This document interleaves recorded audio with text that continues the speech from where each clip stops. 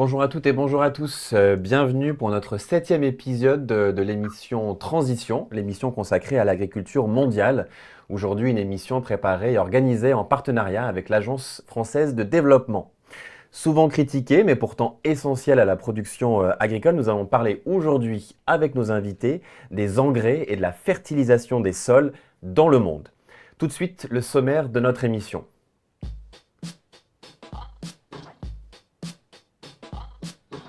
Dans une première partie, nous définirons ce que sont les engrais, pourquoi sont-ils vitaux pour la production agricole et pourquoi aussi leur accès est parfois compliqué pour les producteurs. Ensuite, avec nos invités, nous débattrons de l'apport de ces engrais minéraux et organiques à la production agricole et à la vie des sols. Enfin, nous finirons nos échanges sur la place des engrais organiques, les filières qui se structurent et les politiques publiques qui les soutiennent ou non.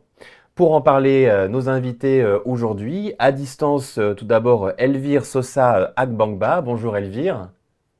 Bonjour Mathieu, Elvire, vous êtes bonjour à tous. enseignante-chercheur au laboratoire des sciences du sol à l'université d'Abomey-Calavi et donc vous êtes en direct du Bénin.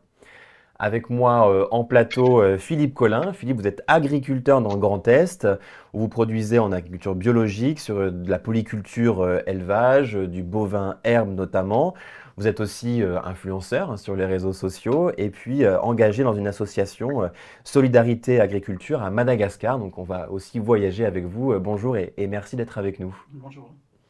Et enfin, Eric Gioval. Eric, vous êtes agriculteur et aussi entrepreneur, dirigeant de l'entreprise Ovinalp. Vous êtes aussi président de la section fertilisants organo, minéraux et organiques à l'UNIFA, c'est l'Union française des industries de la fertilisation. Merci d'être avec nous. Merci à vous Mathieu, bonjour.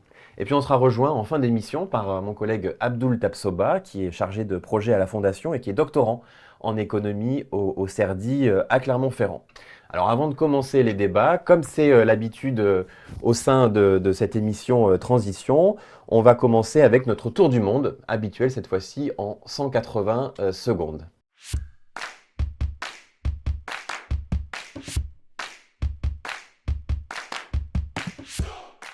N pour azote, P pour phosphore, K pour potassium. 3 lettres, 3 molécules clés pour cultiver, comme une sorte de formule magique pour mieux faire pousser tous les plants. Cela fait des millénaires que les hommes, grâce à leur ingéniosité, entretiennent la fertilité des sols qu'ils cultivent pour améliorer les rendements. L'azote, on le trouve dans le fumier ou bien les légumineuses qui récupèrent l'azote de l'air grâce à des bactéries. Le potassium et le phosphore, on le trouve dans les déjections des oiseaux ou les algues. Pendant très longtemps, ce sont les ressources de leur propre environnement qui fournissaient aux paysans les fertilisants dont ils avaient besoin. Et puis, en 1906, Fritz Haber, un chimiste allemand, provoque une révolution. Il réalise la synthèse de l'ammoniac. Le scientifique s'allie aux industriels et invente le procédé Haber-Bosch. L'ammoniac sert à créer des engrais de synthèse azotés qui sont transformés en granulés ou bien en liquide pour une application facile dans les champs. L'invention de Haber va complètement révolutionner l'agriculture. En l'espace de quelques années, les rendements ont doublé, voire triplé. Un peu comme si l'humanité avait trouvé la recette miracle pour mettre un terme à la faim dans le monde. Dans les années 60-70, l'utilisation des engrais de synthèse s'est intensifiée massivement dans les pays du Nord, mais aussi dans les pays du Sud, avec la Révolution verte. Des populations entières vont sortir de la famine. Selon la FAO, les quantités d'engrais utilisées dans le monde ont été multipliées par 4 depuis les années 60, un chiffre qui ne rend pas compte du décalage nord-sud. Dans les pays du Sud, le niveau d'intrants et d'engrais utilisés dans les cultures demeure très faible comparé aux pays du Nord. Aujourd'hui, les engrais continuent de jouer un rôle crucial, mais leur utilisation pose de nombreux problèmes environnementaux. À force de doper les sols, ceux-ci ne se régénèrent plus, c'est un cercle vicieux, les sols s'appauvrissent. On met toujours plus d'engrais pour soutenir les rendements.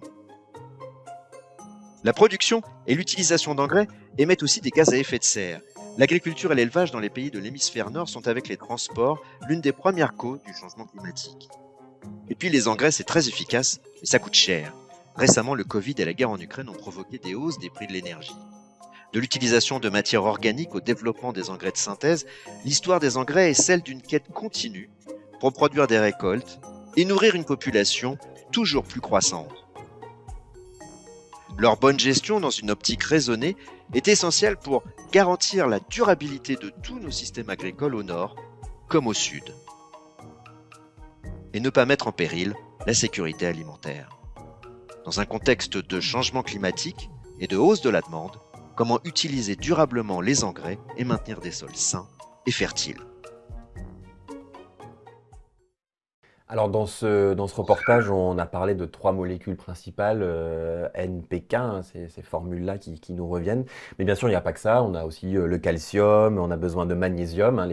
Les plantes ont besoin de tous ces minéraux pour grandir, comme nous les humains. Donc c'est forcément plus complexe que ça. On va rentrer avec vous dans cette complexité. D'abord, Elvire, peut-être pour qu'on se mette à peu près d'accord, comment est-ce qu'on définit ce qu'est un engrais, en quelques mots? Ok, merci Mathieu.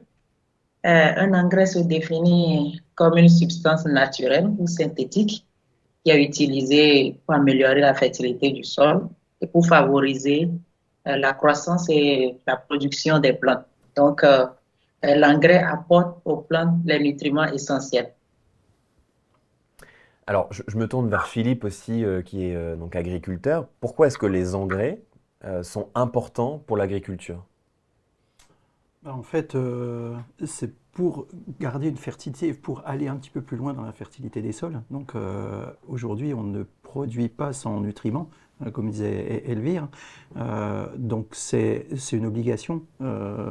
Après, on peut les avoir en travaillant justement cette fertilité-là, avec différents types d'engrais. Mais il faut comment ça s'appelle, vraiment une compréhension déjà de son sol pour ensuite adapter les engrais par rapport aux cultures et au contexte pédoclimatique qu'on a sur nos fermes. Donc, Qu'est-ce qui se passe si on ne met pas d'engrais, par exemple, sur des plantes, ou si on a un sol qui n'est pas suffisamment riche en matière organique ou minérale? J'allais dire, je vais prendre deux exemples. Je vais prendre un sol qui n'est pas un sol, qui est une laine de roche, où on va cultiver une plante. S'il n'y a pas de fertilisant, s'il n'y a pas d'engrais, une culture hors sol, en fait, il n'y a pas de sol, il n'y a pas de nutriments, donc il n'y a pas possibilité d'avoir quelque chose. Et je vais prendre l'exemple d'une prairie, où une prairie ne reçoit pas d'engrais et a son principe d'autofertilité avec des bovins ou des ovins qui vont pâturer. Donc en fin de compte, on a travaillé là sur un équilibre de fertilité qui est quasi à l'équilibre par rapport à un autre système où il n'y a pas de sol, donc il faut une fertilité à 100%. Donc entre les deux, il y a plein de modèles qui existent. Voilà.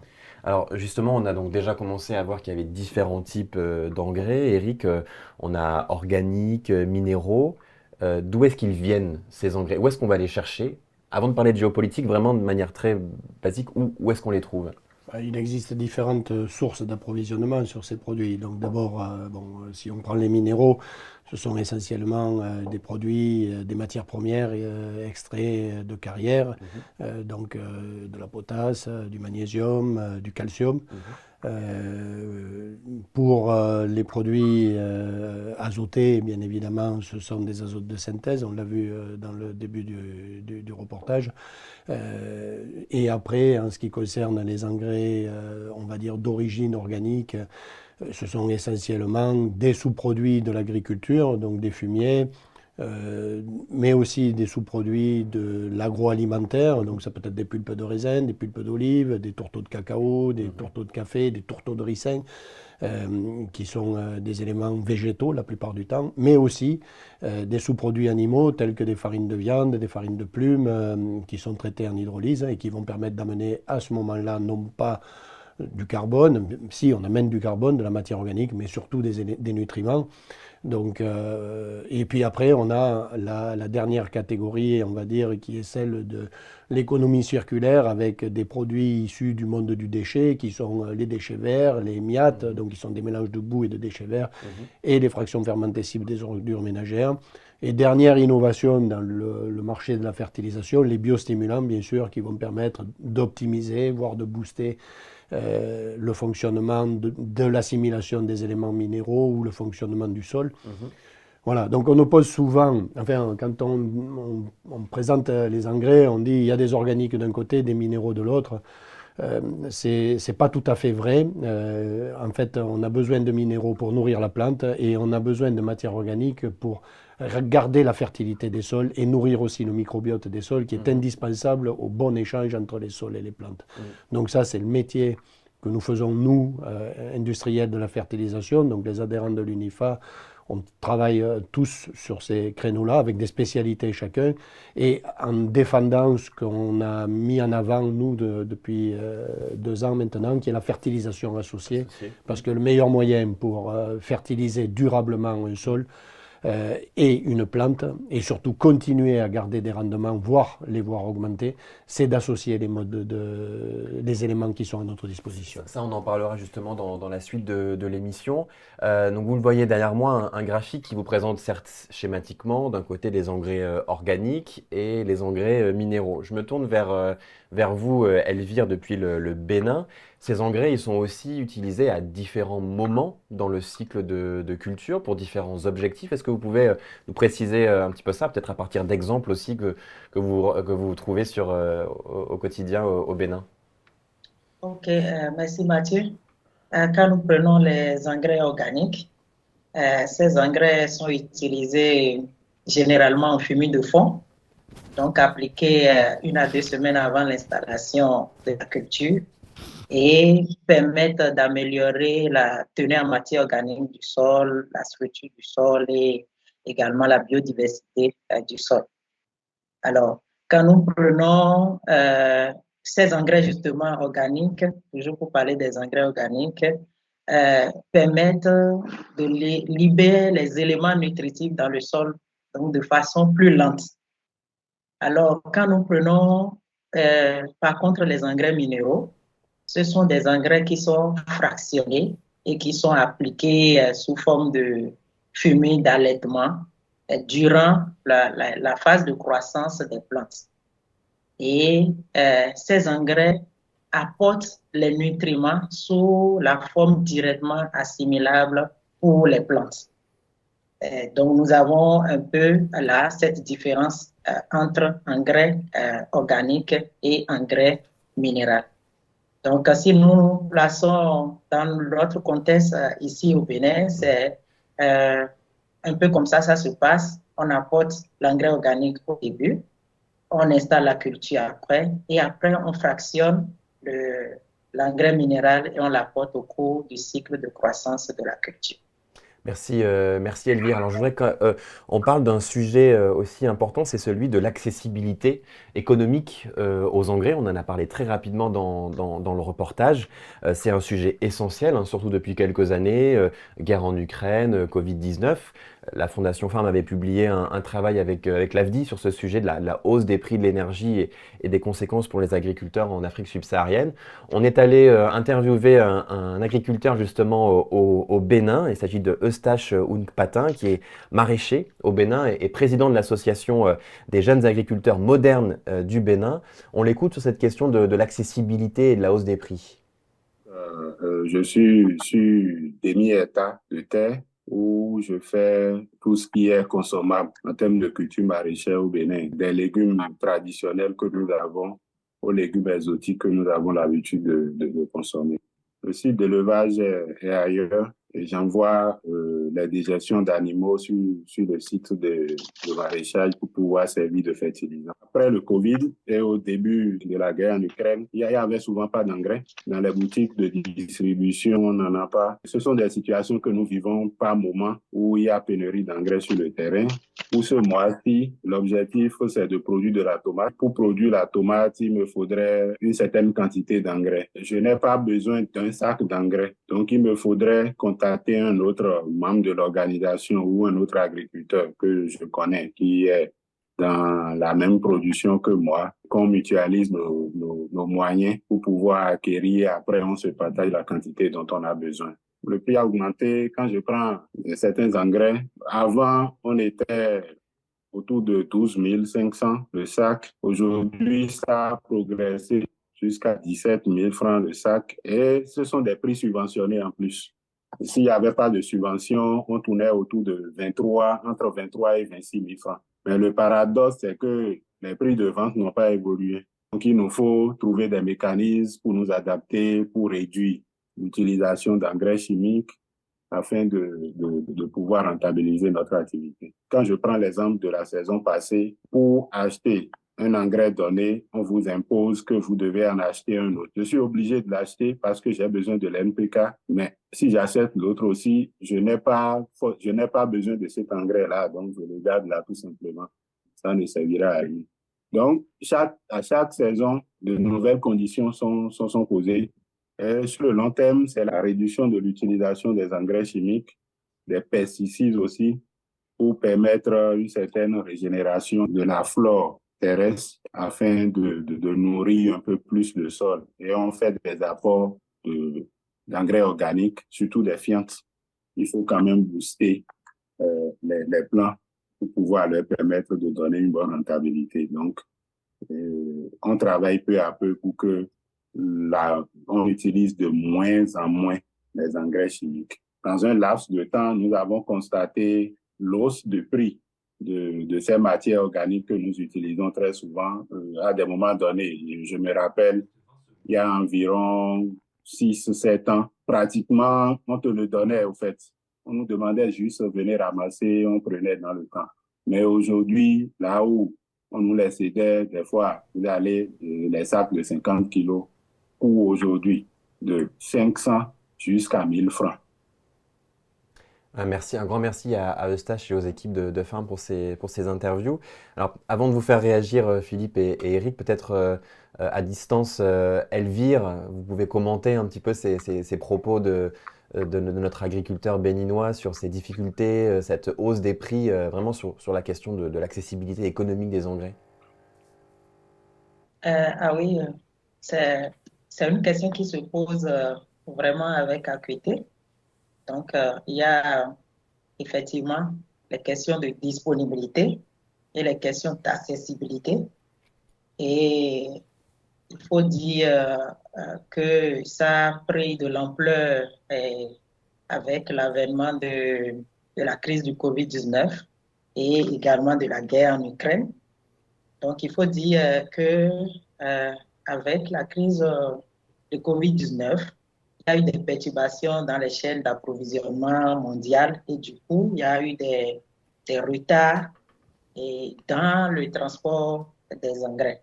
Et après, quand on prend l'Ukraine et on prend la Russie, ce sont des acteurs majeurs dans l'exportation des matières premières qui rentrent dans la constitution des engrais. C'est le cas, par exemple, du gaz naturel qui est utilisé notamment pour la production des engrais azotés. Et également, ils sont également des acteurs majeurs dans le transport également, l'exportation également des engrais même. Donc, pas seulement donc, des matières premières, mais également des engrais même. Donc, cette guerre a entraîné des perturbations dans l'approvisionnement donc, en ces engrais-là. Et du coup, comme Eustache l'a dit, il y a des périodes où le prix baisse un peu, il y a des périodes où ça monte, il y a des périodes où l'accès est plus aisé, il y a des périodes où l'accès est moins aisé. Et du coup, en fonction des disponibilités, des types d'engrais qui sont disponibles, et ils essaient de faire l'équilibre. Du coup, on peut dire, pour avoir le NPK, il faut prendre aussi tel engrais en plus, ainsi de suite. C'est ce genre de problème que Eustache a soulevé un peu dans ses propos. Et la question également qui est liée aux engrais organiques qu'il a posée également, c'est réel, parce qu'on a cette difficulté-là, surtout la disponibilité vraiment de l'engrais organique en quantité pour pouvoir couvrir les besoins des producteurs. Il y a cette situation-là qui se pose parce que nous n'avons pas de grandes unités de production donc de matière organique. Et du coup, ça limite donc la disponibilité dans le temps. Merci.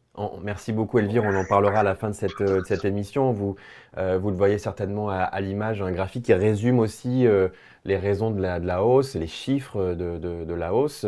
Philippe, Eric, on a commencé à le dire, même si on a énormément de sources pour produire ces engrais, on a quand même quelques producteurs, notamment la Russie, la Biélorussie, le Maroc sur les phosphates, qui sont, disons, des leaders sur l'exportation. Donc quand il y a des problèmes dans les chaînes d'approvisionnement, ça entraîne des hausses de prix, un enjeu géopolitique autour de l'engrais, Eric?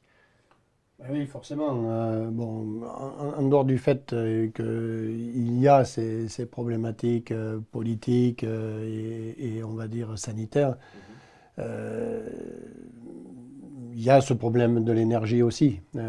Parce que pour produire des engrais de synthèse comme l'azote qui sont indispensables, on a un coût de l'énergie qui a explosé. Mais du coup, ça s'est répercuté partout, sur toutes les productions, parce que même quand on produit des organiques élaborés ou des biostimulants, ou ça passe par une transformation, ou quand on fait du broyage de matière organique pour pour la faire évoluer, piloter le compostage, eh bien, on a une hausse de nos coûts de production. Donc pour le coup, on doit mieux travailler nos matières. Alors bon, dans la chimie, on a des principes actifs qui sont bien calés. Dans les organiques, on doit faire évoluer pas mal de nos principes actifs pour les rendre plus efficients. Donc le travail qu'on y fait dessus, notamment au niveau des biofermentations, etc., c'est très important parce que derrière, ça va permettre d'optimiser et de réduire les doses de produits, donc d'avoir des coûts de production qui n'augmentent pas puisqu'on met moins de produits. Et le jeu, il est là aujourd'hui. Et c'est aussi pour ça que les biostimulants prennent le pas. Et c'est aussi pour ça qu'on associe de plus en plus les modes de fertilisation. Parce que globalement, il semble au départ que ça coûte plus cher. Mais en réalité, à terme, lorsqu'on a remis des équilibres au niveau du sol, etc., et qu'on a préservé le sol, on revient à une économie de marché qui est positive. Et là, on réduit nos coûts d'intrants et on arrive à avoir des coûts de production qui restent à un niveau acceptable pour ne pas avoir des coûts alimentaires qui augmentent. Voilà. Alors, Philippe, vous êtes agriculteur en bio, on en parlera juste après, mais vous êtes aussi au contact de plein d'autres agriculteurs. Comment est-ce qu'ils ont géré cette hausse des prix des engrais sur les marchés internationaux ? Ça a été compliqué parce qu'en fait, on croise en plus une année où on a des prix de récolte qui ne correspondent pas au prix d'engrais. Donc en fait, ça c'est déjà très, très déstabilisant. Voilà. Par contre, alors si je peux prendre notre cas, enfin le cas de un peu de notre réseau d'agriculteurs où on partage les mêmes choses, je vais rejoindre Eric. C'est-à-dire qu'à un moment donné, il faut qu'on reprenne conscience de la fertilité de nos sols. Et à un moment donné, plus on va mettre d'atouts là-dessus, plus on va, moins on va dépendre de fertilisation autre. Donc finalement, le coût induit de la fertilisation peut baisser. Si je prends un exemple cette année, on a quasi les mêmes volumes d'engrais qui ont été achetés au niveau français, qui ont été épandus, et on a dans certaines régions moitié moins de rendement. Donc là, ça peut poser la question de dire quelle est l'efficacité. C'est-à-dire quelle est l'efficacité de la dernière unité qu'on vient mettre, alors que si on avait travaillé la fertilité de nos sols, les biostimulants, etc., on couvre déjà une grosse partie. Si je prends l'exemple, ça fait 15 ans qu'on produit du Digesta. Donc avant on était sur Digesta Digesta, donc notre fertilisant organique issu de la méthanisation. En fait, le principe, c'est de retravailler sur la fertilité et l'économie circulaire, essayer de boucler les cycles. On ne pourra pas produire, de toute façon, des protéines, enfin du lait, de la viande, des céréales qui quittent l'exploitation sans ramener de l'azote. Ou alors, il faut mettre des légumineuses, mais dans des proportions très élevées.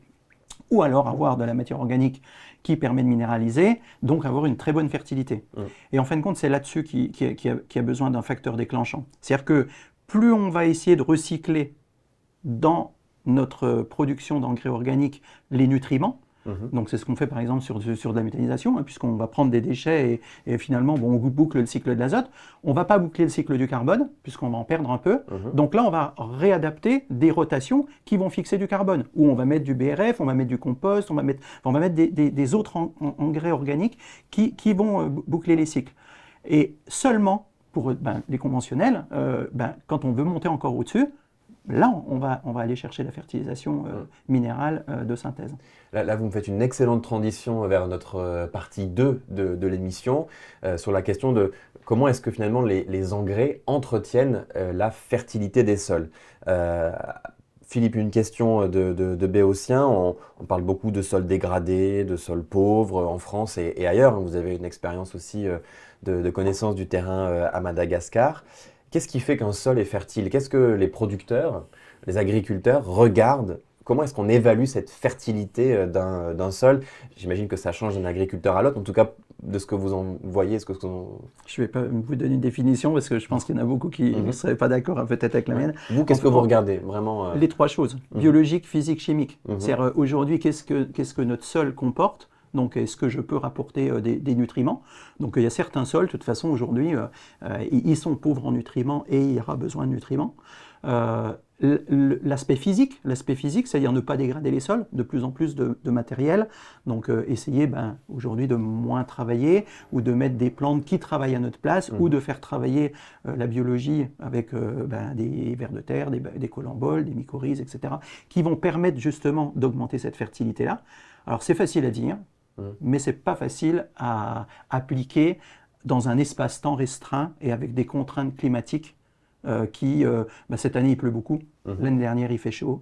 Donc voilà, rien n'est acquis. Par contre, à un moment donné, plus on va vers un système résilient, plus on peut passer ces caps de été très sec, pluvieux, etc. Voilà. Et je pense que la fertilité, il y a peut-être quelque chose qu'on ne parle pas souvent, elle est aussi liée à la ressource en eau. Bien sûr. C'est-à-dire qu'on peut avoir un sol fertile, mais à un moment donné, s'il n'y a pas d'eau, ce sera compliqué. Je me tourne vers vous, Elvire, fertilité physique, chimique et biologique. Alors vous, en tant qu'experte sur ces sujets, ça va vous parler. Mais il y a aussi un enjeu de fertilité économique, si je peux utiliser cette expression-là, de comprendre un peu aussi en quoi est-ce qu'un sol permet de nourrir sa famille, nourrir éventuellement, offrir des opportunités de marché pour vendre sa production, pour gagner des revenus. Au Bénin, qu'est-ce qu'on regarde quand on veut analyser la fertilité d'un sol? Alors vous êtes une experte, vous aurez peut-être des questions plus techniques, mais un producteur aussi agricole comme Eustache, qu'est-ce qui fait qu'il va regarder son sol en disant il est fertile ou il manque d'amendements ou d'apports? Ok, merci Mathieu. Quand je commence d'abord par le producteur, pour le producteur, ici dans notre contexte au Bénin, un sol fertile, c'est un sol qui lui permet de produire les spéculations de façon optimale, c'est-à-dire obtenir des rendements élevés et constants dans le temps. Et il faut noter également que il y a des indicateurs donc physiques que les producteurs utilisent aussi localement pour apprécier le niveau de fertilité d'un sol, par exemple la couleur du sol et autres. Alors, quand nous dépassons le producteur et quand nous arrivons donc au niveau de la science pour apprécier donc le niveau de fertilité de notre sol, nous allons tenir compte donc de ces caractéristiques physiques, chimiques et biologiques notamment. Et donc, Philippe en a parlé un peu.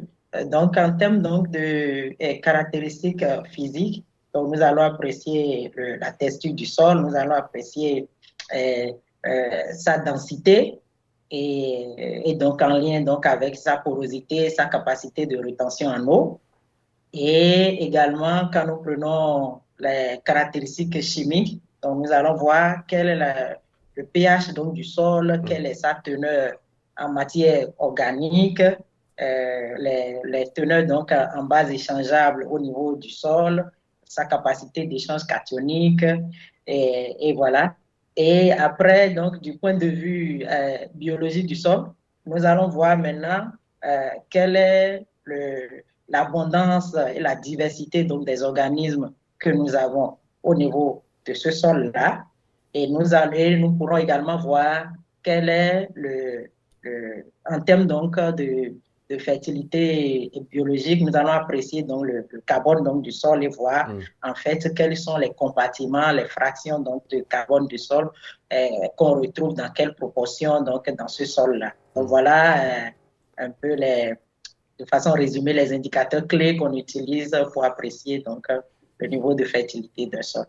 Merci. Merci beaucoup Elvire. Alors on l'a commencé à l'entendre avec vous et aussi avec Philippe. Il existe beaucoup de pratiques pour entretenir cette fertilité des sols. Vous le voyez à l'écran, elles sont notamment renseignées ici, les rotations, les résidus de culture, les couverts végétaux. On a aussi l'abatis brûlis, hein, qui était une pratique très importante, notamment en Afrique de l'Ouest, même si aujourd'hui la croissance démographique limite cette pratique. Donc les engrais, l'apport d'engrais, les amendements sont un moyen parmi d'autres. On va se concentrer un peu sur ce sujet-là, parce que sinon on pourrait faire beaucoup d'émissions. Elvire, globalement, en Afrique de l'Ouest et puis au Bénin, l'utilisation d'engrais minéraux, elle est très faible, dans des niveaux très faibles. Les besoins ne sont pas suffisamment couverts aujourd'hui en termes d'apport vraiment de l'extérieur comparé à ce qu'on enlève donc du sol pour produire. Ah oui, il faut dire que en Afrique de l'Ouest, l'utilisation des engrais est limitée, comme on l'a déjà dit, principalement par les questions de disponibilité et d'accessibilité. Nous avons également des contraintes donc, économiques qui limitent donc l'accès aux engrais pour les producteurs. Et donc, on se retrouve dans une situation où on n'apporte pas suffisamment de nutriments au sol, mais les cultures qu'on produit exportent assez de nutriments. Et du coup, la loi de la restitution n'est pas respectée. Et ça entraîne donc des conséquences donc, sur la fertilité du sol donc, que nous pouvons évoquer ici. On est à peu près sur 15 kilos d'engrais en moyenne sur l'Afrique de l'Ouest. On est plutôt autour de 150 dans les régions d'Europe ou d'Amérique du Nord. Alors 15 kilos d'hectare, c'est aussi 15 kilos d'engrais à l'hectare, c'est une moyenne. Il y a certaines filières qui captent beaucoup d'engrais. Elvire, on est dans un pays, le Bénin, qui produit beaucoup de coton, par exemple. Les engrais sont même définis pour la culture cotonnière et après on utilise ce qui reste pour le maraîchage ou d'autres, n'est-ce pas? Ah oui. La question qui se pose, c'est que nous avons différents types de sols et nous produisons différents types de spéculations et chaque spéculation a ses exigences en termes de nutriments. Donc, ce qu'il faut en réalité, c'est de concilier les exigences de chaque culture avec les caractéristiques du sol qu'on exploite pour produire la culture, donc de manière à faire une fertilisation raisonnée. Et bien évidemment, il y a les questions donc de disponibilité et d'accès qu'il faut concilier en même temps avec tout ça. Et parlant donc des filières qui utilisent beaucoup plus les engrais, nous avons surtout les filières d'exportation. Donc, l'exemple au Bénin, par exemple, nous avons le coton, nous avons l'ananas également, donc qui utilisent beaucoup d'engrais. Par contre, nous avons les cultures vivrières traditionnelles qui sont moins utilisatrices en engrais. On est vraiment ici sur des problématiques qui sont assez particulières. Le Bénin, par exemple, ça va être 1 ou 2 bateaux d'engrais qui vont arriver, mais qui sont dont les formules sont destinées à l'utilisation pour le coton. Et comme le disait Stache, on va utiliser parfois ce qui nous reste sur du maraîchage ou sur d'autres cultures, ce qui pose donc des problèmes aussi d'utilisation, même si, hein, je le répète, on est vraiment sur des niveaux très faible d'utilisation des engrais, ce qui fait que pour reprendre les propos de Philippe, on enlève beaucoup d'éléments du sol sans y ajouter ce qu'il faut, quand on est en plus parfois dans des sols qui sont assez dégradés. Donc les problématiques sont très différentes entre l'Afrique de l'Ouest et l'Europe. Eric, aujourd'hui, quand on parle d'engrais, de synthèse, minéraux, chimiques, voilà ce les mots qu'on voit un petit peu partout, on est sur des utilisations qui sont beaucoup plus importantes. Est-ce que ça a toujours été le cas, disons, dans les dernières dizaines ou le dernier siècle, on va dire? Oui, c'est toujours le cas, mais bon, on ne peut pas dire que les choses sont complètement différentes au Bénin et chez nous. En réalité, le problème, il est le même. C'est une question d'exportation et des éléments nutritifs et de régénération du complexe. Donc, notre métier, enfin, quand on est agriculteur ou nous, industriels, qui produisons des produits élaborés, c'est justement d'amener des solutions qui vont permettre de couvrir tous ces besoins. La vraie problématique, c'est justement d'aller à la facilité. C'est-à-dire qu'à un moment donné, on veut produire plus sans tenir compte du support qu'est le sol. Donc, indéniablement, à terme, on va causer un problème. Et il existe déjà ce problème, parce que des sols qui s'appauvrissent en matière organique, ce sont des sols qui stockent moins de carbone, ce sont des sols qui stockent moins d'eau. Donc l'eau, c'est le facteur limitant dans tous les cas. Donc si on stocke de l'eau, on stocke aussi des éléments minéraux avec et on peut les redistribuer à la plante. Donc ça, c'est si on a de la matière organique. Si on n'en a pas ou on en a moins, l'eau, elle va percoler. Le sol va mal la filtrer, les éléments minéraux vont partir avec ces éléments-là, et on enclenche des phénomènes de pollution, de nappe phréatique, etc. Donc tout ça, c'est un équilibre qu'il faut sur lequel il faut qu'on revienne, parce que on est dans de la culture spécialisée aujourd'hui. On est spécialisé sur un mode de culture. Avant, on était sur des modes de polyculture élevage où naturellement cet équilibre il existait. Aujourd'hui, on l'a déplacé, cet équilibre. Donc, nous, les industriels, c'est notre métier.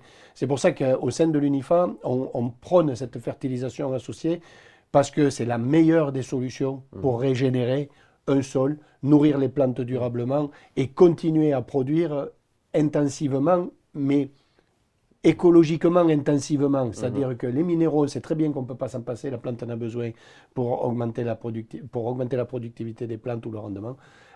Mais on doit aussi prendre en considération l'impact climatique, l'impact du réchauffement qui est lié aussi à cette agriculture, parce que quand on fait des cultures d'exportation et qu'on ne tient pas compte effectivement du support qui est le sol, dans lequel l'agriculture prend ses racines et qui est destiné à nourrir les populations, eh bien on se met en danger. On se met en danger. Ouais. Donc notre rôle de façon éthique, nous les industriels, c'est d'apporter l'ensemble de ces solutions par des programmes de fertilisation, par une bonne connaissance du secteur, comme l'a Elvire et comme il y a beaucoup de professionnels. Et là, on va faire un travail qui va être durable, pérenne, et on va produire plus proprement aussi, avec un impact carbone qui sera plus bas, bien forcément. Sûr, ouais. Et je vous donne la parole, Philippe, mais juste quand même une précision peut-être aussi, c'est qu'on imagine souvent que ce sont les engrais de synthèse qui entraînent des pollutions dans les sols, mais mettre beaucoup de fumier, par exemple… c'est la même chose. Voilà, a des conséquences aussi… à partir du moment où vous amenez de la protéine dans un sol et que la nitrification se produit mal, et vous risquez à un moment donné aussi d'avoir des résidus. On le vit en Bretagne, par exemple, quand on met trop de lisier à certains endroits. Donc tout ça, il faut raisonner, il faut re-raisonner nos façons de fertiliser, parce que on va dire que le support sol, avec le temps, il a évolué. On est passé d'une polyculture élevage à une agriculture spécialisée, et on doit revenir sur ces équilibres-là, c'est obligatoire. Alors Philippe, au début de l'émission, j'ai dit que vous étiez installé justement en polyculture élevage. Comment est-ce que vous avez un cahier des charges, celui de l'agriculture biologique, comment est-ce qu'on gère, quelles sont les exigences aussi en termes d'utilisation d'engrais minéraux, de synthèse, est-ce qu'on peut les utiliser vraiment dites-nous un petit peu quelles sont les contraintes que vous avez et comment économiquement vous tenez un modèle viable. Alors, je ne suis pas spécialiste parce qu'en fait, j'en utilise pas, mais j'ai des collègues qu'on utilise en organique qui correspondent à un cahier des charges. Donc, en fait, le grand principe, c'est que l'annexe 1 des fertilisants au niveau biologique accepte tout ce qui est d'élevage biologique en fertilisation, ou d'élevage non biologique avec une méthanisation ou un compostage. Et c'est justement, en fait, dans ce cahier des charges-là, alors certains peuvent critiquer en disant, bah oui, mais on met du non bio dans du bio, mais en fait, c'est surtout aussi pour bien comprendre qu'à un moment donné, on a une filière qui doit être résiliente avec un sol qui doit toujours avoir de la matière organique. Donc c'est pour ça qu'il y avait cet appel à cette matière organique qui ne doit pas disparaître. Moi, ce qui me fait toujours… c'est vraiment l'approche globale. Alors, dans notre région, on fait beaucoup d'échanges paille-fumier, par exemple, où il y a des céréaliers qui sont devenus que céréaliers. Des éleveurs vont emmener des fumiers et ils prennent la paille. En fait, ils prêtent la paille à un éleveur et l'éleveur prête le fumier pour refaire de la paille et des céréales. D'accord ? Donc ça, c'est possible quand c'est pas très très loin. Ensuite, il y a aussi des cultures. Par exemple, on voit de plus en plus de céréaliers qui vont, par exemple, faire de la luzerne ou des trèfles. Aujourd'hui, il y a quand même un engouement aux légumineuses dans les assolements. donc qui vont fixer de l'azote pour le céréalier et qui, derrière, peuvent être valorisés en fourrage pour le secteur élevage. Donc en fait, on est sur une polyculture élevage plutôt territorialisée, parce que chaque système chaque agriculteur a aussi sa façon de voir les choses. Il y en a certains qui sont moins éleveurs, d'autres moins céréaliers. Et en fin de compte, c'est justement de fixer de la polyculture élevage et cette économie circulaire, peut-être pas à l'échelle de l'exploitation. Je pense que tant qu'on travaillera l'exploitation, on perd du temps. Il faut aller plus loin sur un territoire. Donc, il faut peut-être aller sur des systèmes. Viabilité économique au-delà de l'exploitation. Oui. Et on peut même aller jusque sur des démarches filières. Produire de la légumineuse demain dans un assolement céréalier, c'est un challenge. Moi, je dis toujours, sur une prairie, quand je vais mettre un bœuf, à la fin de mon année, j'ai quasi toujours à peu près les quantités de protéines qui sont produites, parce que mon bœuf est toujours là. Faire de la lentille, ça commence à être un peu plus compliqué. Donc, il faut bien réfléchir toutes ces synergies qu'il peut y avoir entre un qui est spécialisé céréalier et puis, comme disait Eric, aujourd'hui, on a peut-être un peu trop spécialisé les choses. Revenons à de la diversité, mais peut-être pas au niveau des fermes, peut-être au niveau des territoires. Alors, parmi les solutions dont on a parlé jusque-là, on a commencé à entendre le mot biofertilisant, biostimulant. J'aimerais qu'on prenne un petit peu de temps, même si le temps file sur cette émission-là, qu'on puisse définir ce dont il s'agit. Ils sont censés stimuler le processus de nutrition des végétaux et leur croissance. Avant de vous faire réagir, Eric, et que vous nous donniez tous les secrets non pas de votre formule, mais de ces biofertilisants, on va partir ensemble au Guatemala, à la rencontre d'Eduardo Solares, qui a fondé une entreprise qui met sur le marché des fertilisants à base de bactéries pour booster la fertilité des sols. Mi nombre es Eduardo Solares, para todos los amigos soy Guayo. Actualmente soy el CEO de Agroindustria Suceso. Una gran necesidad y una gran oportunidad de que así como estaba la agricultura haciendo un mal uso y un exceso de uso de agroquímicos, vimos también que el tema de la fertilización, es increíble la cantidad de fertilizantes que se aplican todos los días a los suelos, a los cultivos. Funciones hacemos nosotros o las que garantizamos?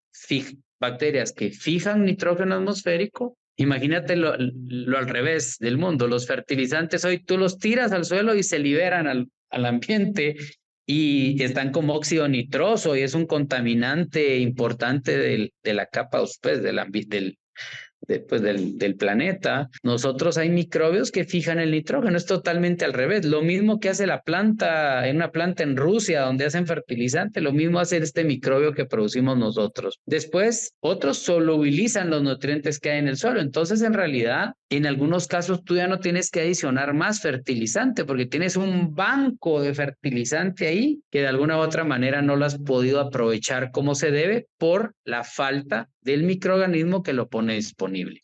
Y también es la que es muy universal, porque todos fertilizan, mientras que si tú vendes un insecticida, un fungicida, es más como para este producto, para este problema muy puntual, mientras la biofertilización es universal.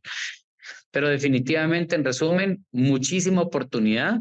El mercado está iniciando a conocer esto y es ahí donde pues hay que capacitar muchísimo al agricultor porque hay demasiado desconocimiento. Perfecto, ¿no? Bueno, con las ventajas inmediatas es que primero hay un ahorro económico sustancial, digo. O sea, si tú tienes que cortar tu factura de fertilizante en un 50% o en un 25% o en un 75%, ya ahí hay un ahorro importante económico. La segunda, Tibó, es que estás repoblando, estás dándole vida a tu suelo. El tercer reto yo diría que es regulatorio, Tibó, es regulatorio, porque si tú quieres hoy registrar un fertilizante, no tienes ni que tener registro, o sea, no necesita permisos complicados, mientras que los biofertilizantes requieren de un montón de estudios, de permisos, de 1000 cosas. Yo siempre digo que un poquito que el mundo está al revés. Alors, un monde qui tourne à l'envers, Eric Joël, comment est-ce que vous réagissez? Parce que finalement, la solution que vous proposez aussi au sein de votre entreprise est assez similaire. Hein. Quand on a des sols vivants, il faut leur amener des petits coups de main, en fait, si je le présentais de manière un peu schématique. Alors, Bon, nous, c'est notre spécialité un peu ça. On est parti d'un constat qui est celui de la disponibilité de la matière première. Il est clair que nous, dans les produits, dans le principe actif qu'on produit, dans les biocomposts que l'on fait, on a un volume que l'on collecte sur une zone donnée, mais qui est limité. Donc, comment on le rend plus utile? Comment on va chercher de la valeur ajoutée à l'intérieur? On a caractérisé ce biofertilisant chez nous pour réellement identifier les bactéries, les champignons bénéfiques qui étaient présents à l'intérieur. Donc, on a fait ça avec le Muséum d'histoire naturelle de Paris, on a découvert 600 espèces, on en a extrait certaines bactéries que l'on élève séparément et que l'on va pouvoir ramener au sol pour justement favoriser l'assimilation de l'azote, piéger l'azote atmosphérique, améliorer l'assimilation du phosphore, de la potasse, du fer, avec des bactéries qui sont naturellement présentes dans le principe actif et donc dans la biodiversité de nos produits. Donc, vos produits, ce sont des composts élaborés à partir de fumier de mouton et de pulpe végétale et compostés sur 12 mois. Alors sur des périodes longues, parce qu'un compost, quand on veut multiplier les champignons, c'est plutôt l'automne dans des périodes humides. Si vous faites un compost en été juste par des phases mécaniques, vous aurez très peu de champignons. Voilà, pour avoir une biodiversité la plus large possible, il faut du temps. La nature, il faut du temps. C'est ce que disait tout à l'heure Philippe. Donc, à partir de là, on va effectivement faire des biostimulants, comme on a vu là et comme on peut nous les proposer. Il y a une chose à laquelle il faut faire extrêmement attention, c'est qu'on a un frigo qui est le sol, avec des éléments à l'intérieur et un garde-manger. Il faut entretenir ce garde-manger, parce que si vous prenez des biostimulants qui vont booster certaines propriétés chimiques du sol, vous allez l'appauvrir indéniablement. Si vous ne ramenez pas des éléments dont la plante a besoin indispensablement, vous allez pomper artificiellement sur ces réserves du sol. C'est ce qui se passe avec la chimie de synthèse depuis des années, parce qu'on n'a pas tenu compte que le sol et le microbiote du sol étaient en train de s'appauvrir. On a un sol vivant avec des micro-organismes, voilà. Donc, avec une vie exactement. très importante dans les sols. En fait, on a besoin de tout ce qui est à notre disposition, que ce soit la chimie, qui nous a permis quand même d'être là où on en est. Il ne faut pas cracher dans la soupe. Si on nourrit autant d'habitants, c'est bien parce qu'on a des engrais de synthèse. Et la biologie, qu'on a un peu oubliée, parce qu'effectivement, on sortait d'une période où on avait des sols neufs, qui n'étaient pas surexploités. Et aujourd'hui, on a utilisé le sol comme un grand champion. On a des athlètes. Le sol, c'est un athlète aujourd'hui, selon les cultures qu'on y fait. Donc, si on ne prend pas soin de le régénérer, eh bien, au bout d'un moment, il nous donne que ce qu'il a. Ouais. Alors, avant de passer à la troisième partie de cette émission, je vais quand même proposer à Elvire de réagir à ça. On a vu les enjeux de réglementation, de formation. Est-ce que disons, cette filière des biostimulants, des biofertilisants se développe aussi en Afrique de l'Ouest, au Bénin, vraiment en 2 mots? Oui, il faut dire que ça se développe lentement. C'est vrai que ça n'a pas encore pris beaucoup d'ampleur spécifiquement quand il s'agit des biostimulants, mais ça se développe un peu avec l'appui donc des organisations locales, des ONG et également des projets internationaux donc qui appuient donc dans ce domaine. Disons que c'est beaucoup plus la production donc des engrais organiques qui est beaucoup plus développée que les biostimulants. Et au niveau des engrais organiques, on a l'appui également du gouvernement donc qui essaie donc d'accompagner les producteurs pour développer des pratiques alternatives à l'utilisation des engrais chimiques. Donc, pour les biostimulants, ça prend un peu, mais on n'en est pas encore, ça n'a pas vraiment beaucoup évolué encore. Parce que ce que vous dites et qui est très important, c'est vraiment la question des pratiques agricoles qu'il y a derrière l'utilisation et les enjeux de fertilité. On va passer à notre dernière partie de l'émission. Je voudrais qu'on fasse un focus sur les engrais organiques, parce qu'on sait bien que voilà, les engrais, disons, minéraux, les engrais produits dont on a parlé juste avant sont bien organisés, il y a des filières internationales, des marchés, des réglementations, des formulations. Voilà, on a aussi 50 ans de structuration de ces filières. Par contre, côté engrais organique, on n'est peut-être pas au même niveau. Il y a peut-être des obstacles, des leviers à activer. Avant de vous écouter, je voudrais qu'on reparte au Bénin et rediscuter avec Eustache, qui est donc toujours agriculteur et maraîcher au Bénin, qui nous parle justement des difficultés pour développer les engrais organiques au niveau de la ferme, parce qu'on les produit à la ferme, mais aussi dans des filières industrielles ou manufacturières. On travaille peu à peu pour que on utilise de moins en moins les engrais chimiques. À la fois de gagner en fertilité du sol, d'être moins dépendant du marché des engrais, de maintenir une certaine rentabilité de l'activité. C'est le plus important pour le producteur.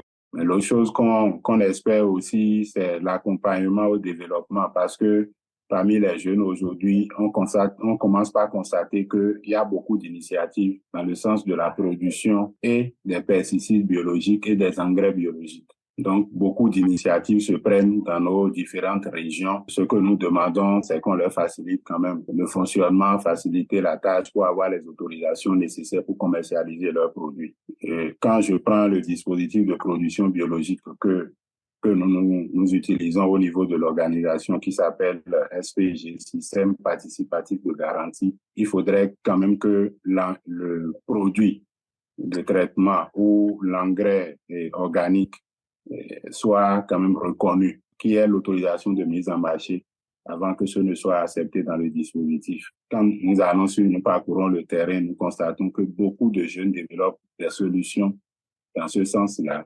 mais ont de mal à pouvoir avoir l'autorisation de mise en marché parce qu'il y a beaucoup de procédures autour et c'est surtout coûteux. Nous, jeunes, ayant très peu de moyens, n'avons pas les capacités de pouvoir réellement faire face à ces charges-là. Le marché n'est pas totalement garanti pour ces produits. Et donc, la banque n'accompagne souvent pas ces procédures-là. Donc, il faudrait que l'entreprise puisse déjà prouver sa capacité de vente de ces produits afin de pouvoir attirer les investisseurs à accompagner son produit et développer le produit avec lui. Donc, on se retrouve dans une situation où le produit existe, soit des agriculteurs l'ont expérimenté et ont trouvé de bons résultats, mais ils ne peuvent pas le commercialiser. Alors, on a été rejoint pour cette dernière séquence par Abdoul Tapsoba. Bonjour Abdoul. Bonjour Mathieu. Je le répète, Abdoul est responsable d'études au sein de la Fondation Phare, mais il est aussi doctorant en économie au CERDI. Avant de parler avec toi, Abdoul, des enjeux de politique publique, je voudrais que vous réagissiez, notamment Philippe, puisque là on est sur le développement des engrais organiques. Eustache a bien montré les enjeux réglementaires, les enjeux de filière, les enjeux économiques aussi pour les producteurs. Je répète, on peut à la fois produire sur son exploitation, mais aussi, comme on l'a vu avec Eric, être dans des filières plus industrielles. Comment est-ce que vous réagissez depuis la France aussi à ces enjeux de structuration de la filière des engrais organiques ? Alors, je vais peut-être pas être d'accord avec tout le monde, mais en fait, on voit quand même qu'il y a des choses qui se dessinent. J'ai notre filière méthanisation qui n'existait pas il y a 10 ans, il y a 15 ans. On ne parlait pas de digesta. Aujourd'hui, où il y a beaucoup plus d'unités qui existent, on voit dans le digesta une sorte d'intérêt de certains grands groupes pour peut-être avoir une mainmise dessus, parce que ça devient un nouveau produit qui pourrait être intéressant. Moi, en tant qu'agriculteur, je ne peux pas concilier qu'à un moment donné, des fermes produisent leur engrais organique et puissent se séparer de ces engrais pour en faire un marché de fertilisants organiques. Je reprécise, on est dans un territoire, ces unités qui produisent, donc soit des compostières, soit on ne va pas transporter de la matière organique très loin. Il faut boucler les cycles. Ces cycles-là, à un moment donné, moi je suis producteur de matières premières qui s'exportent dans des zones urbanisées. Je n'ai pas le retour de ces éléments-là pour produire à nouveau. Ce n'est pas les villes qui vont produire leurs légumes et leur lait ou leur viande. Donc à un moment donné, il faut que ces territoires-là gardent la possibilité d'avoir ces engrais organiques-là pour pouvoir continuer de produire. On ne doit pas en faire un marché absolu. Alors, C'est vrai qu'il y a des règles qui s'appliquent, hein, des règles sanitaires, parce que derrière, on peut mettre quand même différents types de déchets. Qui existent ces règles-là, il n'y a pas de problème. Après, qu'on nous mette peut-être des règles style européennes, alors que le produit reste en local, là, je partage peut-être un peu moins. C'est-à-dire qu'en termes sanitaires, il existe des choses qui sont testées, qui sont vérifiées et sans risque. Donc, faisons attention de ne pas surréglementer des choses qui ont du bon sens. Eric, est-ce que vous voulez réagir en 2 mots avant que peut-être on écoute Elvire? Ouais, bon, surtout sur la partie réglementaire, en fait. C'est clair que bon, le législateur a mis en place des choses pour justement sécuriser les produits. Donc, quand on a des ressources de matière organique, elles sont toutes différentes. Donc, elles ne sont pas égales les unes aux autres en termes de restitution, en termes de qualité de matière organique, en termes d'hummus-stable, enfin, en termes de microbiologie, etc. Donc, c'est vrai qu'on peut, et ça se fait, utiliser de la matière qui est produite sur place, comme un digestat de méthanisation par exemple, que ça retourne au champ. Il est sur place et il faut l'utiliser. C'est la meilleure solution pour ne pas émettre du carbone. Ceci dit, cette matière... une partie du carbone a été digérée par les micro-organismes pour produire du gaz, donc on apporte aussi des éléments fertilisants, mais moins de carbone utile, en gros. Donc il faut aussi, à un moment donné, jouer sur tous ces facteurs-là, avec les industriels sont là pour ça. Nous, notre métier, c'est d'apporter des solutions aux agriculteurs pour produire mieux et plus.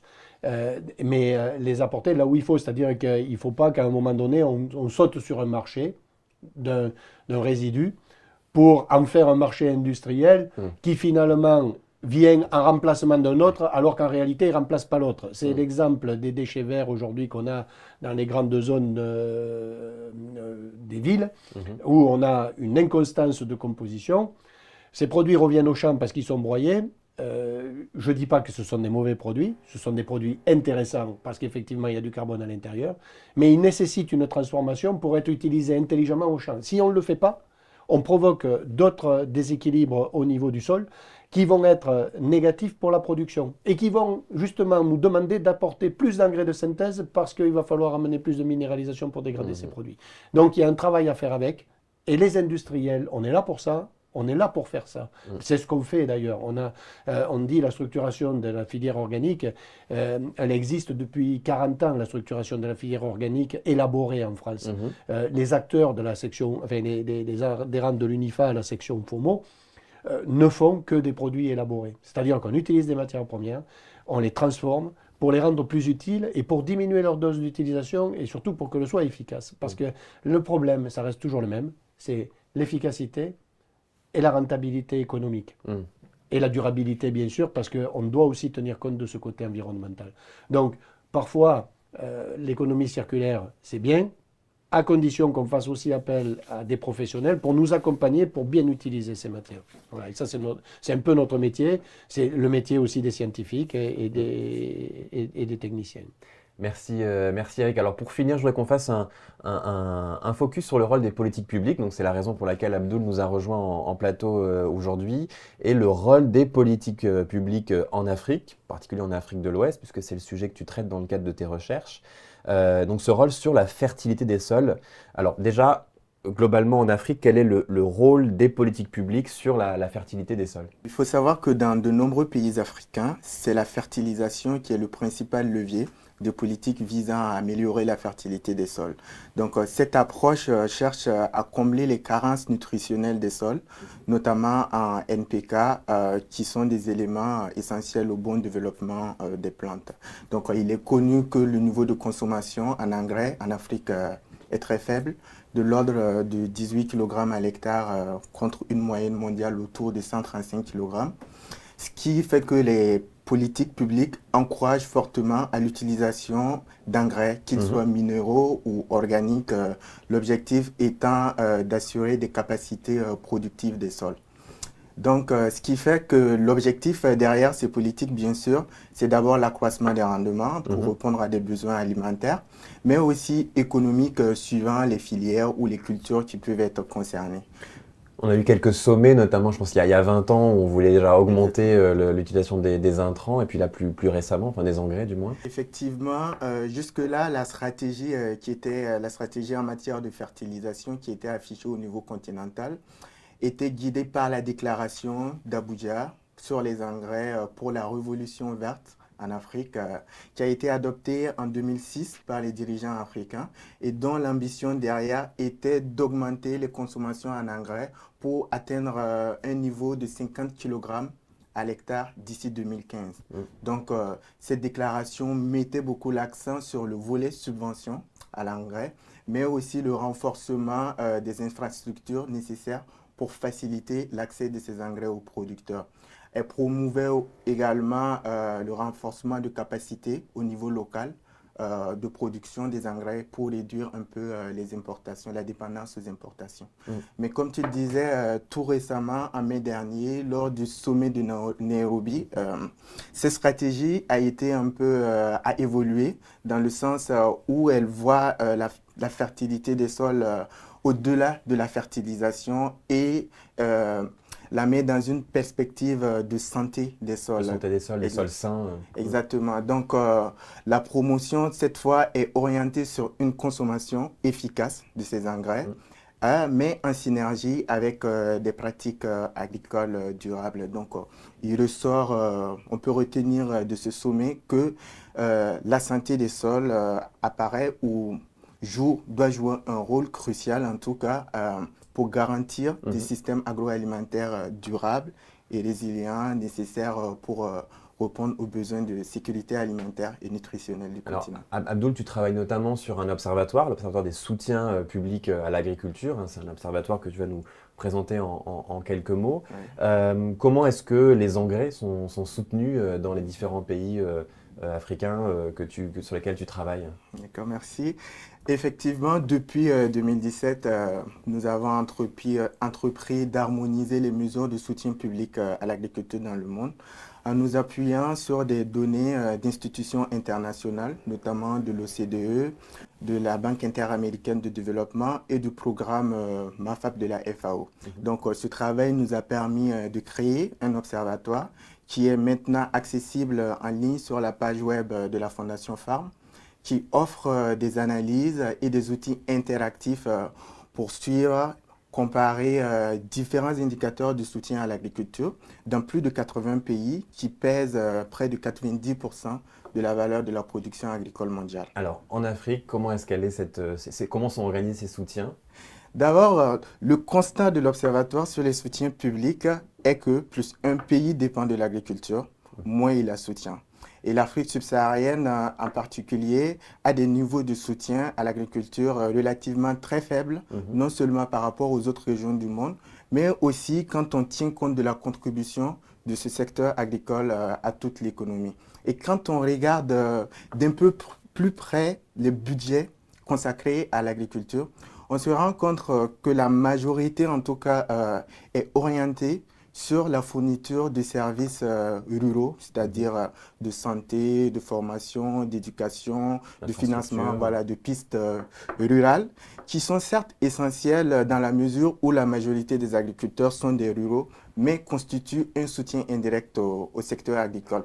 Donc, la part qui cible directement les activités agricoles ne pèse que 40% des budgets. Abdoul, justement, ces engrais, comment est-ce qu'ils sont soutenus dans les pays africains? Quelle est la part qui reste pour les engrais? Les intrants, en fait, les subventions aux intrants dans lesquelles les engrais sont inclus aux côtés d'autres aides comme les subventions aux semences ou d'autres aides qui bénéficient aux producteurs, ne pèsent que 8% des budgets et représentent que 1% de la valeur de la production agricole. Quand on compare à d'autres régions comme l'Union européenne, les aides aux producteurs pèsent pour 15% de la valeur de la production agricole. Donc, ce niveau est très faible, surtout si l'on tient compte des niveaux de consommation actuels aux engrais, 18 kg à l'hectare, alors que la recherche, elle, estime les besoins de l'ordre de 100 kg à l'hectare. Donc, on est assez loin et le niveau des subventions ou de soutien aux engrais aussi est relativement faible. Alors, qu'en est-il des engrais organiques? Là, on fait un focus rapide pour la fin de cette émission sur les engrais organiques. Est-ce qu'ils sont soutenus? Comment? Est-ce qu'il y a une évolution qu'on voit sur le terrain, sur les pays sur lesquels tu travailles en Afrique?